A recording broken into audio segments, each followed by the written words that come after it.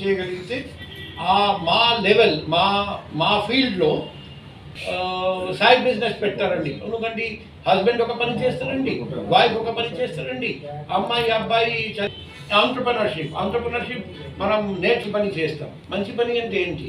నా అభిప్రాయం, ఎవరో ఒకరికి ఏదో ఒక సాయం చేయండి. మీ చేతుల్లో ఎంత ఉంటే అంత సాయం చేయండి. అంటే నేను డబ్బు ఇమ్మని చెప్పడం లేదు. అనుకోండి ఒక ఫ్యామిలీ, మీకు తెలిసిన ఫ్యామిలీకి ఏదో ఒక ప్రాబ్లం వాళ్ళు ఫేస్ చేస్తున్నారు, మీకు తెలుసు, వాళ్ళు బయట వాళ్ళకు చెప్పలేకపోతున్నారు, కానీ సిపి గారికి చెప్తే ఆయన హెల్ప్ చేస్తారని మీరు మాకు తెలియజేయండి, మేము హెల్ప్ చేస్తాం.